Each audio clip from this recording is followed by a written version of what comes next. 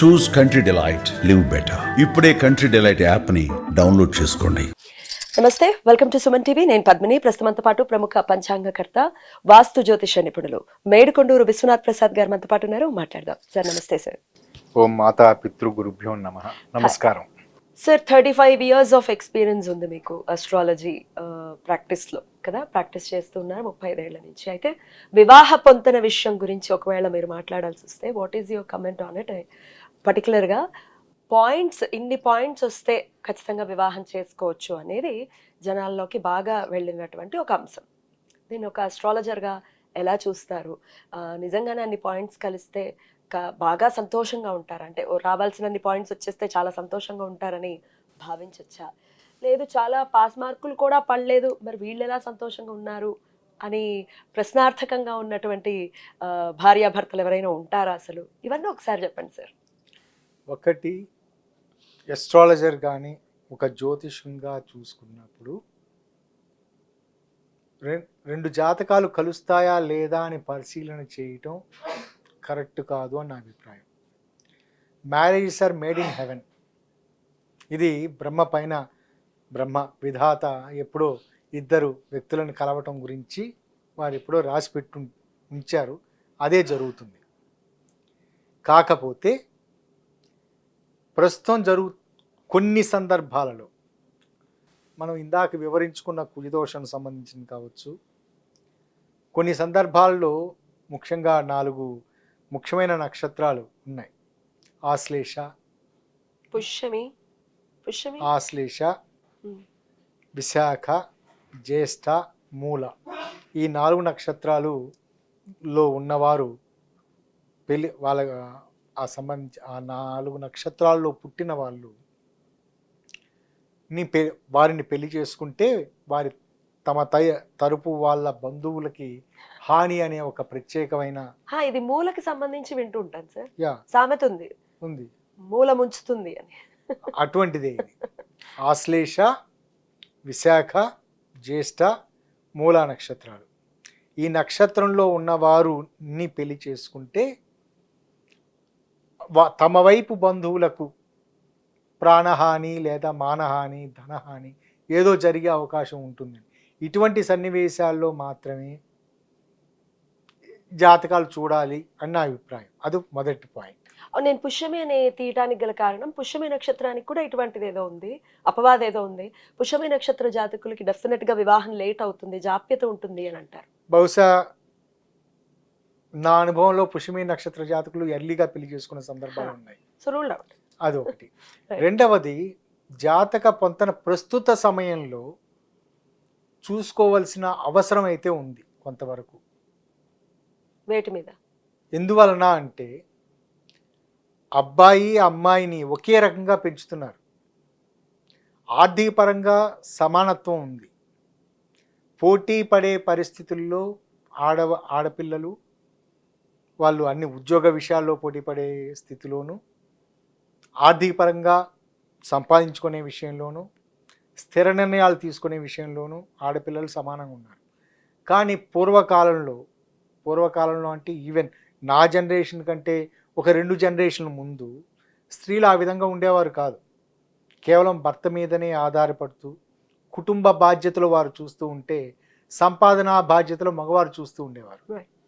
అటువంటి సన్నివేశాల్లో ఎవరి విధి వారి కార్యక్రమాలు చేస్తూ ఉండేవారు. మగవాడు బయట నుంచి సంపాదించుకుంటే తీసుకురావటం, కుటుంబ నిర్వహణ అంతా భార్య చూడటం, సంతాన పెరుగుదల గురించి చూడటం అనేది. కానీ ప్రస్తుతం ఉన్న స్థితిలో ప్రతి ఇంటికి 2 కెప్టెన్లు అవుతున్నారు. ఒక భార్య, భర్త, ఇద్దరూ సంపాదించుకుంటున్నారు, ఇద్దరూ సంపాదిస్తున్నారు, ఇద్దరు కుటుంబ విషయాల గురించి పరిపూర్ణమైన అవగాహన ఉంటుంది, పనులు పంచుకుంటున్నారు, ఏకాభిప్రాయాన్ని బలవంతంగా అయినా సాధిస్తున్నారు, ఇట్లా చేసుకుంటూ ఉన్నారు. ఎప్పుడైతే ఏకాభిప్రాయం బలవంతంగా అయినా సాధించడం కుదరని పరిస్థితుల్లో వాళ్ళ మధ్య ఘర్షణ ఏర్పడుతుంది, విడిపోయే అవకాశాలు ఉంటున్నాయి. ప్రస్తుత పరిస్థితుల్లో జాతకాన్ని 2 జాతకాలను చూసి చేసుకోవటం ప్రస్తుతానికి కొంచెం అవసరమైన విషయం. మీరైతే ఏమేమి పాయింట్స్ కన్సిడర్ చేస్తారు? ఇందులో ప్రధానంగా చాలామంది బయట చెప్తూ ఉంటారు, మా జాతకాలు కలిసాయండి, పెళ్లి చేసుకుంటున్నాం, శుభం, అది మంచిదే, దాని గురించి మనం కామెంట్ చేసే అవకాశం ఉండదు. కానీ జాతకాలు ఏదైనా సమస్య వచ్చినప్పుడు మరలా మనతో మాట్లాడేటప్పుడు, ఏమంటే మేము పరిపూర్ణంగా జాతకాలను చూపించుకున్నాం, కలిసాయి, సమస్యలు 36 వచ్చాయి. పాయింట్లకి 25 పాయింట్లు వచ్చాయి, కలిసాయి, కానీ వాళ్ళిద్దరు రోజు కొట్టుకుంటున్నారండి, వాళ్ళిద్దరు చాలా సమస్యలను ఎదుర్కొంటున్నారు, అసలు మేము జాతకాలు నమ్మమండి అంటారు. వాళ్ళు చూపించింది జాతకాల కలయిక కాదు, నక్షత్ర పొంతన మాత్రమే వారు చూపించారు. జాతకాల కలయికను చూపించటం అంటే అది కాదు. జాతకాల కలయిక అంటే ఒక జాతకంలో ఉన్న గ్రహ స్థితిగతులు, మరొక జాతకంలో ఉన్న గ్రహ స్థితిగతులు, ఈ రెండింటినీ అంచనా వేసి వారి భవిష్యత్తు ఏ విధంగా ఉంటుంది అనేది ఆలోచించి తీసుకునే నిర్ణయం వల్ల అది జాతకాలని అంచనా వేయటం అంటే పోల్చటం అంటారు. ఇందులో ఎక్కిరాల కృష్ణమాచార్య గారు వారు వివరించిన దాంట్లో చాలా ఇదిగా ఉంటుంది. మనకి అగ్నితత్వం, భూతత్వం, వాయుతత్వం, జలతత్వ రాశులు అని ఉన్నాయి. ఈ లగ్నానికి సంబంధించి ఈ అబ్బాయి లగ్నం, అమ్మాయి లగ్నం, వాటిని తీసుకొని ఆ లగ్నం ఏ రాశికి సంబంధించి, అది జలరాశి, అది జలతత్వానికి సంబంధించిందా, అగ్నితత్వానికి సంబంధించిందా అని మొట్టమొదటి రాశి పెట్టుకున్నాం అనుకోండి, ఒకరిదేమో అగ్నితత్వపు రాశి, ఒకరిది జలతత్వపు లగ్నం, ఒకరిది అగ్నితత్వపు లగ్నం, రెండోది జలతత్వపు లగ్నం అనుకుందాం. అప్పుడు అటువంటి పరిస్థితిలో అగ్నికి జలానికి రెండింటికి పడదు, పూర్తి విరుద్ధం. కాబట్టి లగ్నానికి ఇర్రెస్పెక్టివ్ ఆఫ్ ప్లేస్మెంట్ మ్యాచ్ అవ్వలేదు, అదొక మైనస్ పాయింట్గా పక్కన రాసి పెట్టుకుందాం. రెండవది చంద్రుడు రాశి కూడా ఇటువంటి అగ్నితత్వపు రాశి, జలతత్వపు రాశి, వాయుతత్వపు రాశి, ఇటువంటి తత్వాల గురించి రాసి పెట్టుకున్నప్పుడు పొంతన కుదిరితే పాజిటివ్ అనే ఒక మార్కు, పొందన కుదరకపోతే మైనస్ అని ఒక మార్కు. వీటి వలన వాళ్ళ మానసిక స్థితి, ఒకటి వారి వ్యక్తిత్వానికి, వాళ్ళ శరీర తత్వానికి సంబంధించిన స్థితిని సూచిస్తూ ఉంటే, రెండవది వాళ్ళ మానసిక స్థితి చంద్రుడిని బట్టి తెలియజేస్తూ ఉంటుంది, అగ్నితత్వానికి ఇది. మూడవది మా గురువు గారు ఆయన శ్రీరామూర్తి గారు వివరించిన విషయాల ప్రకారం వారు కృతజ్ఞతలు తెలియజేసుకుంటూ ఇది మీకు చెప్తున్నాను. మగవారి జాతకంలో స్త్రీతత్వాన్ని సూచించే గ్రహం శుక్రుడు మరియు చంద్రుడు, ఆడవారిలో పురుషతత్వాన్ని సూచించే గ్రహం కుజుడు మరియు రవి. కాబట్టి ఆడవారి జాతకంలో ఉన్న కుజునికి, మగవారి జాతకంలో ఉన్న శుక్రునికి మధ్య మంచి కోణస్థితి కనుక ఉన్నట్లయితే వాళ్ళిద్దరి మధ్య సెక్సువల్ అట్రాక్షన్ చాలా చక్కగా ఉంటుంది, లైంగికపరమైన ఆకర్షణ. ఇది వివాహ భావంలో చాలా ముఖ్యమైన విషయం. అలానే ఆడవారి జాతకంలో రవికి, మగవారి జాతకంలో ఉన్న చంద్రునికి మధ్య మంచి కోణస్థితి కనుక ఉన్నట్లయితే ఇద్దరి మధ్య పరస్పర ఆకర్షణ చాలా బాగుంటుంది. అమ్మాయి అత్తవారింట్లో ఎలా ప్రవర్తిస్తుంది, అత్తవారితో ఎలా ఉంటుంది అనేది విషయాన్ని సూచించే గ్రహం ఆడవారి జాతకంలో గురువు అయితే, అబ్బాయి అత్తింటి వారితో ఎలా ఉంటాడు అని సూచించే గ్రహం అబ్బాయి మగవారి జాతకంలో బుధుడు. రెండు కుటుంబాల మధ్య అమ్మాయి అబ్బాయి వాళ్ళకి వివాహం అంటే రెండు కుటుంబాల కలయిక. ఆ రెండు కుటుంబాల మధ్య మంచి వాతావరణం ఉన్నది అనుకోండి, అది సహజంగా వాళ్ళిద్దరూ పొరపాటున గొడవ పడినా, చిన్న ఇదైపోయినా, మిగతా వాళ్ళ ఆ రెండు కుటుంబాల మధ్య ఉన్న స్నేహబంధం కారణం చేత వారు ఏదో విధంగా ఇద్దరిని తిట్టో కొట్టో బతిమాలో సర్ది చెప్పి ఉంటారు. అందుచేత అబ్బాయి జాతకంలోని బుధునికి, అమ్మాయి జాతకంలో ఉన్న గురువుకి మధ్య మంచి కోణస్థితి ఉండాలి. అది 60 డిగ్రీల కోణస్థితి లేదా సెక్స్టైల్ ఆస్పెక్ట్ 60 డిగ్రీలు, 120 డిగ్రీల కోణస్థితి లేదా కంజంక్షన్. ఇది కనుక ఉన్నట్లయితే మ్యూచువల్ అండర్స్టాండింగ్ బాగుంటుంది. దాని తర్వాత సంతాన భావం, సంతాన భావానికి సంబంధించి ఈ రెండు జాతకాల్లోనూ పంచమ భావ విశ్లేషణ చేసుకోవాలి. వివాహం చేసుకునేది ప్రధానంగా పుట్టబోయే సంతానానికి సోషల్ సెక్యూరిటీ కొరకు. కాబట్టి సంతాన భావానికి సంబంధించి వివాహం వారి రెండు జాతకాల్లోనూ పంచమ భావంలో ఎటువంటి లోపాలు లేకుండా, ఒకవేళ లోపాలు ఉన్న సందర్భంలో ఆ లోపాలని మరొకరి జాతకంలో ఉన్న గ్రహం పూడ్చే విధంగా, అంటే ఉదాహరణకి పంచమ స్థానంలో ఒక జాతకునికి కుజుడు ఉన్నాడు అనుకుందాం. కానీ వేరే వారి జాతకంలో, మరొకరి జాతకంలో, వారు చూస్తున్న పార్ట్నర్ జాతకంలో పంచమ స్థానంలో కేతు ఉన్నాడు అనుకుందాం.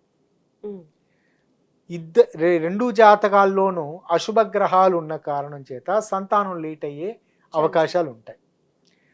కానీ ఒకరి జాతకంలో పంచమ స్థానంలో కేతువు ఉండి, మరొకరి జాతకంలో పంచమ స్థానంలో మంచి శుభగ్రహమైనా ప్లేస్ చేయబడి ఉండి, లేదా ఖాళీగానా ఉండి, ఇక్కడున్న కేతువుకి, ఒకరి జాతకంలో ఉన్న కేతువుకి శుభగ్రహ దృష్టి లేదా శుభగ్రహ కంజంక్షన్ ఉన్నది అనుకుందాం. అప్పుడు అది నలిఫై అయ్యే అవకాశం ఉంటుంది. సంబంధించి ఇబ్బందులు తగ్గే అవకాశం ఉంటుంది. కానీ ఇబ్బంది కొంచెం ఉంటుంది. అంటే పూర్తిగా ఇద్దరికి సంతానం లేమి ఉండే అవకాశం ఉండదు. మూడవది ఆర్థికపరమైన విషయాలు, దశమ స్థాన విశ్లేషణ చేసుకోవటం. ఇద్దరికీ సమానంగా ఆదాయ మార్గాలు ఉన్నాయా? ఆదాయ మార్గాలు ఉన్నప్పటికీ దాన్ని ఖర్చు పెట్టే విధానాలు, వ్యయ మార్గాలు, వాటి గురించి అంచనా వేయటం, ఇవి ప్రాథమికంగా అవసరమైన విషయాలు. ఇన్ని పాయింట్స్ చూస్తారు. ఇవే కాకుండా ఒకరి జాతకంలో పొరపాటున ఒక గ్రహం ఉచ్చలో ఉంది అనుకుందాం, కానీ అదే గ్రహం మరొకరి జాతకంలో నీచలో ఉండకూడదు. అంటే పరస్పరం అపోజిషన్ అవుతుంది. ఉచ్చలో ఉన్నదానికి అపోజిషనే కదా నీచ. కాబట్టి అంటే ఇప్పుడు ఆ రవి ఉదాహరణకి మీనంలో రవి ఉండి కన్యలో రవి ఉన్నదాన్ని మనం పట్టించుకోవాల్సిన అవసరం లేదు. కేవలం ఉచ్చ నీచాల గురించి మాట్లాడుతున్నారు, వేరే దగ్గర కాదు. కాబట్టి మీనంలో రవి, కన్యలో రవి ఉంటే దాని గురించి పట్టించుకోవాల్సిన అవసరం లేదు. కానీ మేష రవి, తులా రవి గనక ఉన్నట్లయితే అది పట్టించుకోవాల్సిన విషయం. దాన్ని కన్సిడర్ చేయకపోవటం మంచిది. అప్పుడు చంద్రుడు ఉచ్చస్థితి నీచస్థితి గురించి మాట్లాడుకుంటే వృషభ రాశి వారికి, వృశ్చిక రాశి వారికి పెళ్లి చేయకపోవడమే బెటర్ అనుకోవచ్చా? అంతేనా? అంతే. ఓకే, అదొక ఇప్పుడు చెప్తున్న పాయింట్లన్నీ ముందు వివరించినట్లుగా మొట్టమొదట ఈ అగ్నితత్వం, వాయుతత్వం, ఈ తత్వాల గురించి చూసుకొని ఆ తత్వాలకు పొంతన కుదిరిందా లేదా కొంత పాయింట్లు, ప్లస్ ఆర్ మైనస్. రెండవది లగ్నానికి సంబంధించి. మూడవది శుక్ర కుజగ్రహాల ఆస్పెక్ట్ గురించి. దాని తర్వాత బుధ, అమ్మాయి జాతకంలోని గురువు, అబ్బాయి జాతకంలోని బుధుని గురించి. దాని తర్వాత పంచమ భావ విశ్లేషణ గురించి. దాని తర్వాత ఆర్థిక విశ్లేషణ గురించి. దాని తర్వాత వ్యయం కూడా చూస్తున్నారుగా. మరి ఆర్థిక భావ విశ్లేషణ అంటే డబ్బు సంపాదన, డబ్బు ఖర్చు, రెండు మార్గాలు, వీటన్నిటి గురించి. ఆ తదుపరి ఈ ఒక జాతకంలో ఉచ్చ గ్రహం, ఇది మరొకరి జాతకంలో అదే గ్రహం నీచపట్టి ఉండటం, ఇటువంటి అన్ని కన్సిడర్ చేసి వీటి తర్వాత మనం చూడవలసింది నక్షత్ర పొంతన. ఇప్పుడు ఓన్లీ నక్షత్ర పొంతన మాత్రమే చూస్తున్నారు. చాలా మంది నక్షత్ర పొంతన మాత్రమే చూసి అదే జాతకాలు చూడటం, జాతకాలు కలవటం అనే భావంలో ఉన్నారు. అసలు ఇంతకీ నక్షత్ర పొంతన అంటే ఏంటి? రెండు చంద్రుడున్న నక్షత్రాలకి వీటికి మధ్య మన ఏ పంచాంగంలో అయినా దొరుకుతుంది. గుణమేళన చక్రము అని ఉంటుంది. వాటిని చూసుకోవటం. దాంట్లో 36 మార్కులు ఉంటాయి.